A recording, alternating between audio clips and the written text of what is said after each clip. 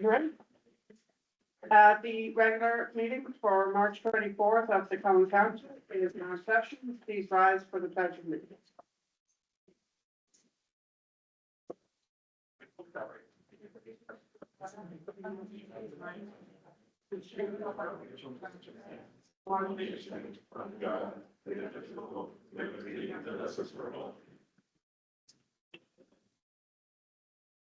Okay, clerk, call the roll. President Morris, Present. Councilmember Haddad, Present. Fernhagen. Roman. Here. Sarwa, Yeah. Foster, Here. Roberts. Here. Belton. Here. Lola, Here. Cousins. Here. Moranti. Quorum present. May I have a motion to dispense with the reading of the minutes for February 24th and 26th and place them on file? Motion. Henry. Second. Sarah. All in favor? Aye. Any opposed? Carried. May I have a motion and second to place the committee reports on file? Motion by Councilmember Abad. Second, President. All in favor? Aye. Also, may I have a motion and second to receive communications and place them on file? Motion. Roberts and Power. I'm going to change the order of the agenda slightly. We are going to, I think I have building Max, is that what you have? Yep. Yep. May I have a motion, to, and a second to pay the bill? Sarwar, Foster. All in favor? Aye. No, sorry, you have to roll call. President Morris, Yes. Councilmember Haddad, Aye. Fernhagen. Roman. Aye. Sarwa. Aye. Foster. Aye. Roberts. Belton. Aye. Lola. Aye. Cousin. Aye. Moranti. Carried. Next item, I just want to mention, we had on our agenda for this evening, local law revising section 325-28-3 of the city code. We had it in our, informal last week. This relates to requiring a local contact, for all short-term rentals. Because this particular, local law resides under the zoning section of the code, it requires a common council public hearing. So we have scheduled a public hearing to occur immediately before the next informal meeting.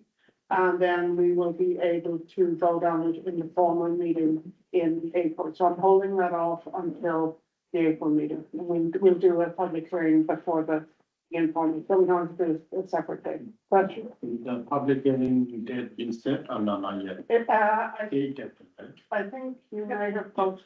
March 8th this afternoon. And I said it in my email. Yeah, March 8th. And it's gonna be right before, it's gonna be at 5:30, yeah, it's gonna be at 5:30 before the informal. April 20th. April 20th. Yes. Okay. Now we're going to go through our resolutions. May I have a motion and second for the appointing of commissioners of deeds? President, second. About. Roll call vote? President Morris, Yes. Councilmember Haddad, Aye. Fernhagen. Rooney. Aye. Sarwa, Aye. Foster. Aye. Roberts. Belton. Aye. Lola, Aye. Cousin. Aye. Moranti. Carried. Now may I have a motion and second for the resolution relating to water fund transfer for hospitalization? Sarwar and Foster. Roll call? President Morris, Yes. Councilmember Haddad, Aye. Fernhagen. Rooney. Aye. Sarwa, Aye. Foster. Aye. Roberts. Belton. Aye. Lola, Aye. Cousin. Moranti. Carried. Okay. Is a resolution relating to encumbrances to the 2026 budget that we reviewed last week. May I have a motion and a second? Vote on the encumbrances for Kirk Cousin and for that. Roll call, President Morris, yes. Councilmember Haddad, Aye. Fernhagen, Browning. Aye. Sarwar, Aye. Foster. Aye. Roberts. Belton. Aye. Volo, Aye. Cousin, Aye. Moranti. Carried. Our next resolution again from last week, was a year-end budget transfer, these are chargebacks. Motion and second for the 2025 year-end budget transfers. There, Foster. A roll call vote, President Morris, yes. Councilmember Haddad, Aye. Fernhagen, Browning. Aye. Sarwar. Aye. Foster, Aye. Roberts. Aye. Belton, Aye. Volo, Aye. Cousin, Aye. Moranti. Carried. Okay. Our next resolution relates to actually a budget amendment relating to replacement of the card access system for the fire department. The current, as we reviewed last week, their current system doesn't work with an upgrade in their technology, so this is a necessary budget amendment to address that problem. May I have a motion and second to vote on that budget amendment? Cousin motion and Haddad second. And we have roll call. President Morris, Yes. Councilmember Haddad, Aye. Fernhagen, Browning. Aye. Sarwar. Aye. Foster, Aye. Roberts, Aye. Browning, sorry, Belton, Aye. Vote twice. Volo, Aye. Cousin, Aye. Moranti. Carried. Okay.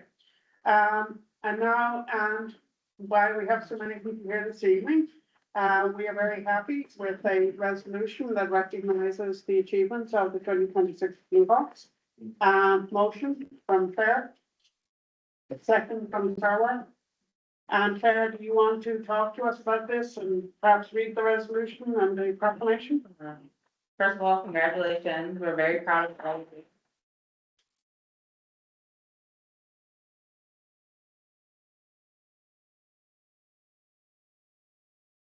Kind of long. Resolution recognizing the achievements of the 2026 Hudson Blue Hawks varsity boys basketball team.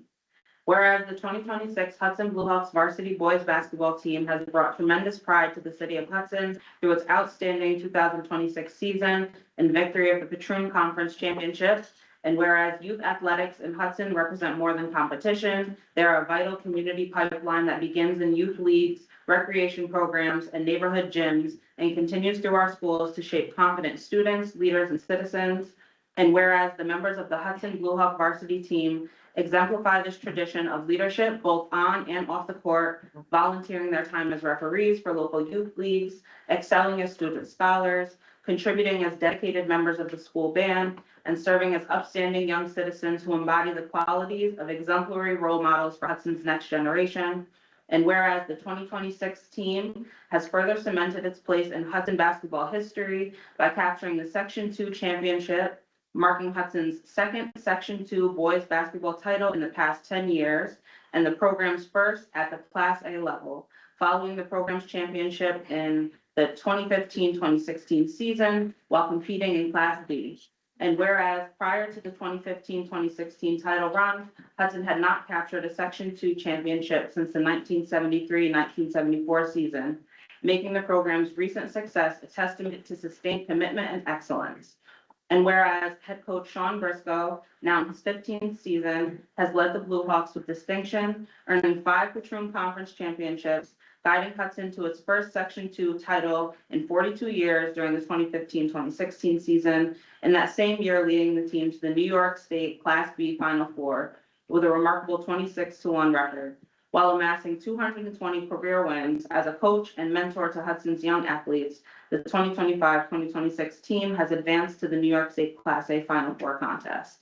And whereas the strength of the program is also reflected in its exceptional coaching staff, including assistant coach Tyrone Hedgepeth, who as a student athlete was possibly the first eighth grader to ever play varsity basketball for Hudson during the 1978-1979 season, and who has since dedicated decades to mentoring youth through countless hours at the Hudson Youth Center while founding Got Game Sports and the Hudson Hawks AAU program, helping cultivate the very pipeline of talent that sustains Hudson's athletics. And whereas assistant coach and junior varsity coach Isaiah Hurd remains one of Hudson's most accomplished athletes, having once held the title of Hudson's all-time leading scorer, earning 2 Patroon Conference MVP honors, and being recognized among the top 25 athletes in Columbia County history by the Register Star, and who now dedicates his time to mentoring and developing the next generation of Blue Hawks. And whereas this year's success has been further highlighted by the remarkable accomplishments of Keith Robinson, whose individual accolades and record-breaking achievements, including breaking the record of Coach Isaiah Hurd as Hudson's all-time leading scorer as a sophomore, were made possible through the unwavering support, teamwork, and commitment of all of his fellow players. And now, therefore, be it resolved that we, as the Hudson Common Council, do hereby commend and congratulate the Hudson Blue Hawks varsity boys basketball team, their coaches, families, and supporters for an extraordinary season and for representing the city of Hudson with excellence, character, and pride. And be it further resolved that the city of Hudson proudly celebrates these student athletes, not only for the championships that they've earned, but the example they set every day in our schools, in our neighborhoods, and in service to younger athletes who look to them for inspiration. Their dedication, sportsmanship, and commitment to community embody the very best of Hudson, and their success stands as a reminder that when a city invests in its youth, the entire community rises with them. In witness whereof, this proclamation is offered with deep pride and gratitude, recognizing the 2026 Hudson Blue Hawks varsity boys basketball championship team for a remarkable season and for inspiring future generations of Hudson athletes to dream bigger, work harder, and carry forward the proud tradition of Blue Hawk basketball.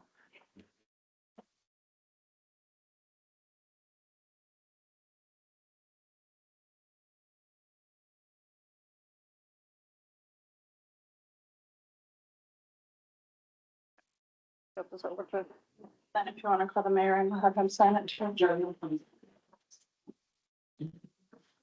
Oh, he's got it. Thank you.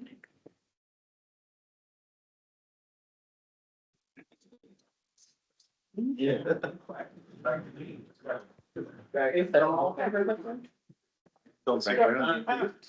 We do have Council this President, stand behind us for a reason. on the approved line? Yeah. Excellent. A couple chairs, if you want to line them up. So do we want to do? Yeah, can you guys come up here, so then we can take a group picture with the.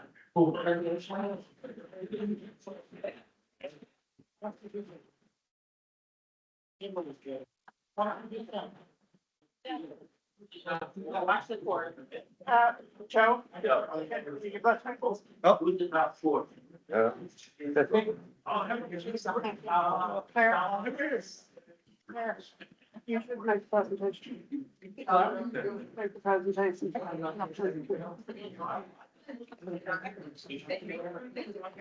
All the way over.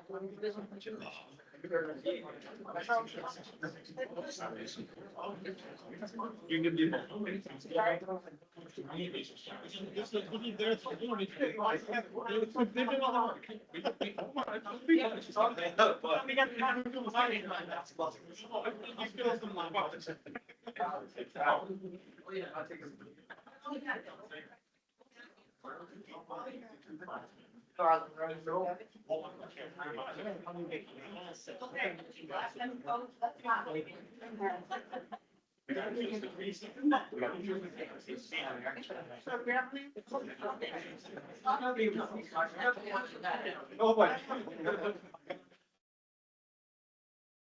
Logan's got the.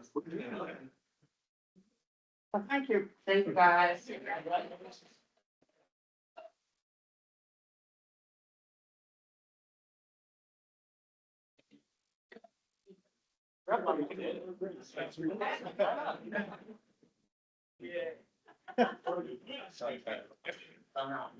Hey, can I say something real quick? It's actually, what we should use. I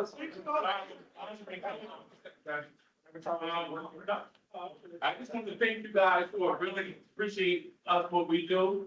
And I hope we can keep doing this every year, but I know it's gonna be tough. But I just wanna say to the mayor, we're at the coffee shop. I was getting some coffee and everything. This up, guys, it's up. And as we was getting coffee, Ben here was talking about the game. We were saying things, and I was like, okay, let's see what he really know about the game. So as we was talking, he was saying this, I was saying that, and he said something to me that made me say, he knows the game. He said, you guys are great getting those 50-50 balls.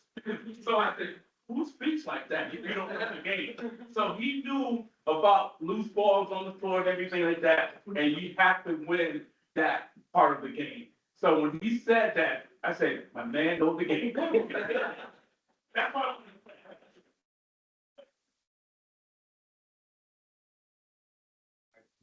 Thank you, guys. Appreciate it. Thank you.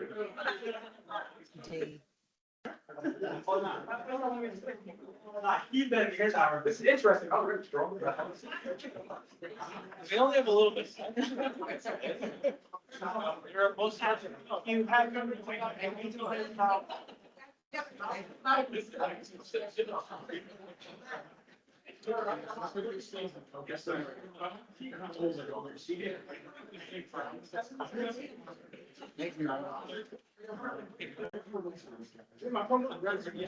Information says they're in the. They made it to the money, so they. Yeah, no, that was, yeah, I forgot. They were from down. Okay. So. Even they lost against their undefeated, sure, it's like.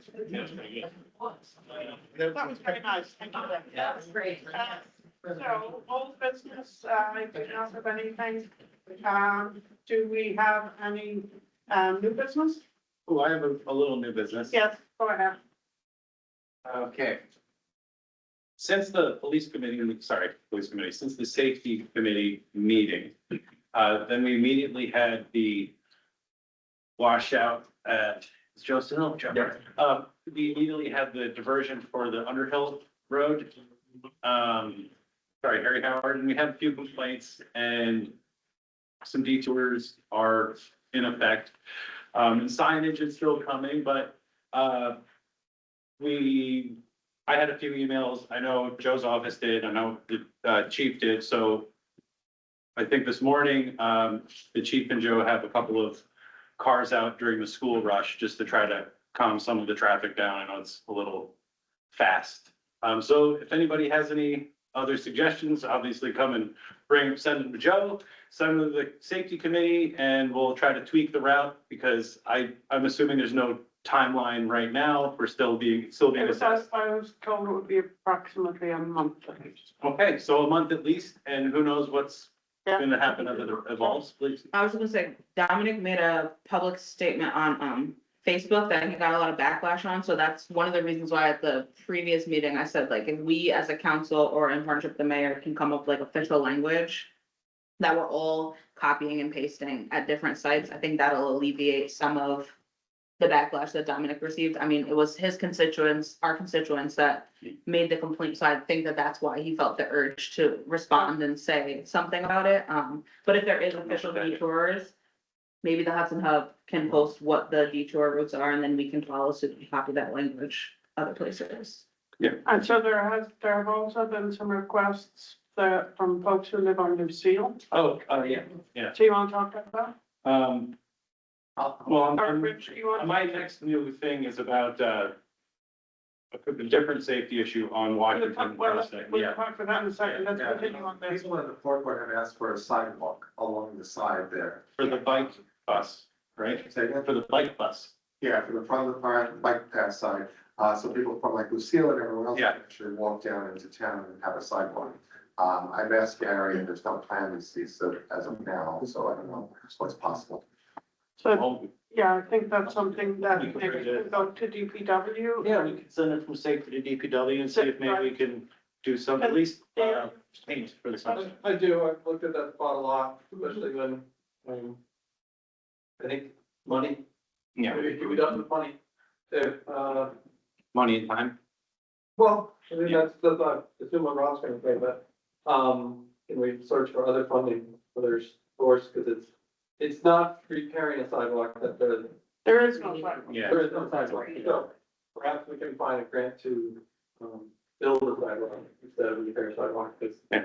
it seems to be focused on repairing I sidewalk. think that's an interesting trail, right, I believe. yeah, that's where the bike Like, yeah, bus, yeah. There's Well, no, like, he's saying, is that the Empire State Trail, because that would change what you can do there, right? yeah. No. It's not, Empire it's the State little, Trail little is street not that's doing when it. the, goes to the left. No, it's not. Lucille not is- Lucille? it's a little- No, that's not the Empire Trail. No, I'm saying that it's not the trail. Correct, yeah. Lucille is. Yeah. It's a short, Short street, that's just it. off of Perry. Yeah. It's in the fourth ward. It's above them. I got you. but the sidewalk is up between there and town. Yes. Yes. At the moment, it's very unsafe, There's there's no sidewalk. no way. There's no sidewalk for Yeah. people to walk down. Even to get to the Empire Trail from Mm. Carroll Street, you have to walk in the grass along But that. I think the issue that came up right now is because of this Yes. particular situation. Yep. Yeah. It's very dangerous and people are asking for some relief so that they can at least walk. Yes, Uh, so hopefully So it's if you pending. can, if, I see what you're saying now, it's more of a temporary. yeah, this is an issue where, and I was looking at the maps and I think the only way that they can get out of Lucille, because it's closed from Washington, from Paddock to Washington, I think. So their only way out is to turn left on Harry, and go Yes, back up onto Fairview and so on. So they're like completely cut off. I walked that today. I walked across that. You can walk, but you can. You walk Yeah, down. yeah. Yes, I you see- From Lucille Yeah. to town. They- Especially right now, there's no vehicles. Right. Walk right. Exactly. But they might, tear up. Yes. Yeah. They might get tore up. All right, that's easy peasy. Small potatoes.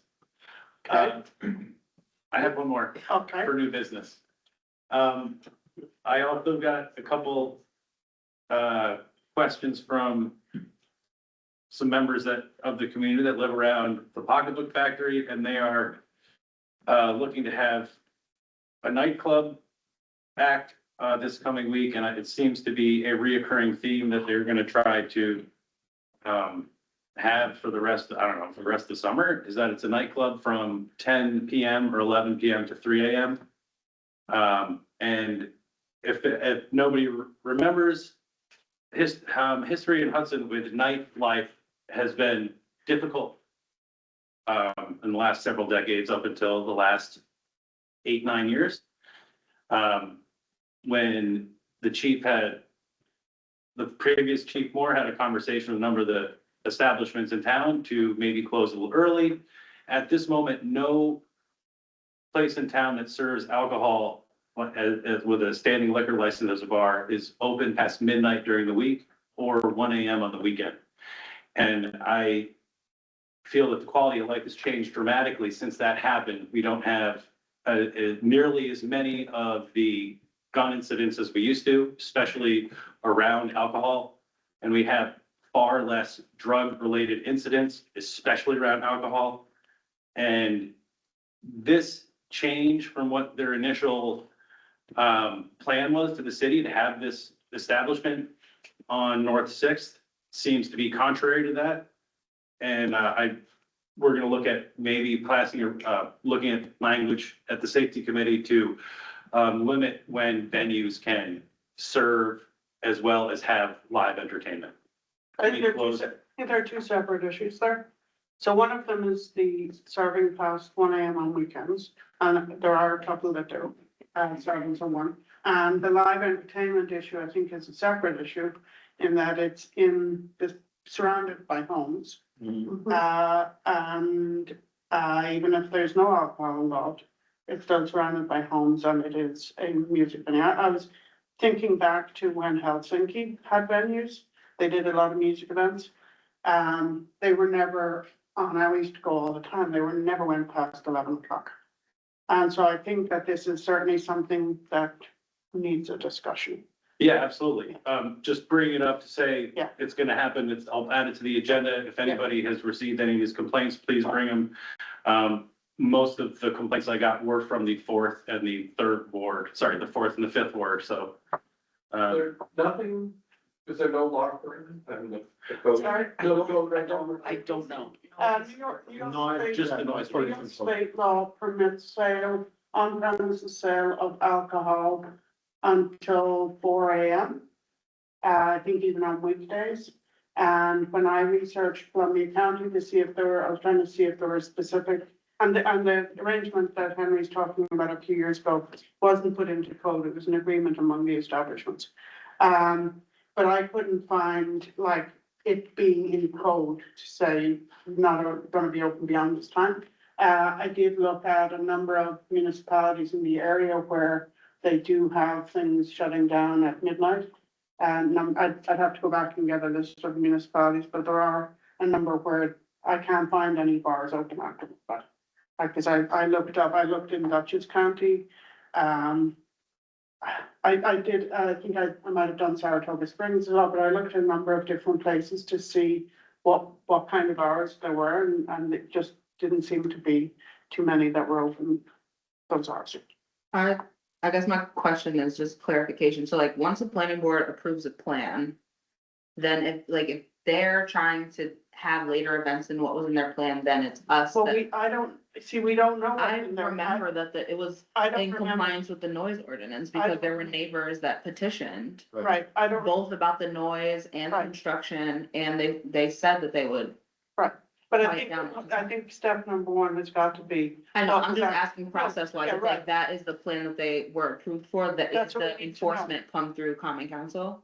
no, Probably no, call that- it no, an we don't enforce, we don't enforce. I know. But I that's what think I'm the asking. first thing we have to do is figure out what was actually. Yeah, we should probably go through it, We, discuss we it. need to go through and see what's. And I asked that because there are a couple of other complaints outside of the noise ordinance about just like how they presented their project and how it's actually Mhm. been implemented, both Yeah. parking, hiring and firing.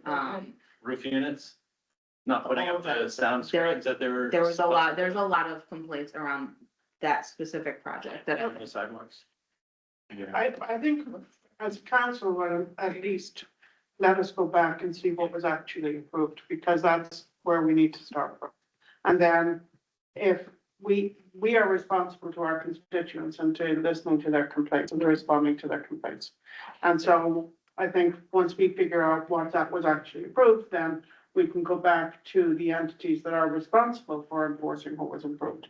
And put a fact on them and say, look, we have these complaints from residents in this area, and this does not appear to be in compliance, the noise ordinance, we do have ordinances around noise. I've already tried, Margaret. But it was when Craig was here, and he told me to stuff it, basically. Well, let's not talk individual personalities here, let's just talk about what's our next steps here to move forward because we are responsible to listen to our constituents and to respond to their concerns. And then see how we can move this forward to the entities that are empowered to do enforcement, which is not us. New slate. Right. Right.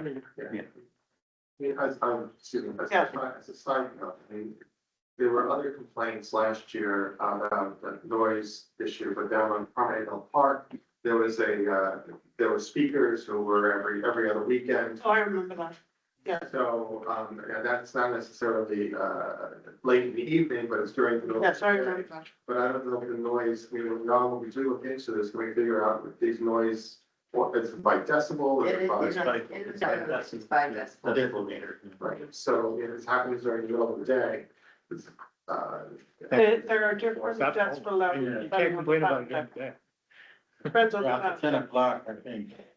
After 10 o'clock. I will, And also, And the- also there are other, there are certain things that are excluded from the noise level.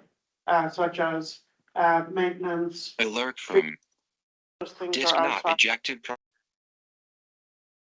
All of those things are excluded from that regulation, so, because that was something that came up as well about the street cleaners at 3 a.m. That's, yes, but that was actually exempt from the noise ordinance. All right, so we have a couple of things that you're gonna take a look at, and you're gonna take a look, talk maybe to DPW about the new seal piece, and potentially. So for the temporary or the whatever we can do for the summer, maybe. Something until we can get a permanent fix. Concerned though, that if we have people walking along there and it does give way, But someone might die. I don't think you can do foot traffic over, can you do foot traffic? You can't go over, Harry Howard right now. I did it today. I did it today. Is it blocked off with like tape saying we can't go here? And The street, the street. Block it, block. Road closed. It's a close and a block. I haven't walked through it, I just, I I haven't went walked up through to it, just assumed. Look into whether it is Yeah, let's ask Rob. shut down. And if I'll not, get- I'll get you- too. Yeah, cause like, if it says cone, We'll move the if thin it ice says road sign, closed, we don't have liability because it says road closed. But if you provide access across. access, Pedestrian. Yeah, let's, then we're saying that it's okay to walk across. It may change. Construction. so you could go Lucille, but don't turn right. Yeah. Any other comments, any other new business on the council? Okay, members of the public, So Saturday, I walked over Harry Howard. I walked all the way from Warren to the Elk.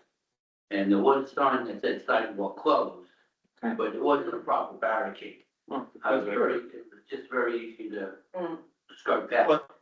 But you saw that it was a It was- sidewalk, so you did it on your own. works for me. When I looked at it, it didn't look impaired, Well, that I could tell. yeah, well, I'm saying, what we're saying is at that point, if you fell and died, you wouldn't be, Yeah, that's not, We're not, yeah. that wasn't about liable. any hands raised? No. Okay, do we have any other new business? Okay, do I have a motion to adjourn? Motion, Second. second from Sarah. Thank you all very much, have a lovely evening, and if you were motion second, you need a sign.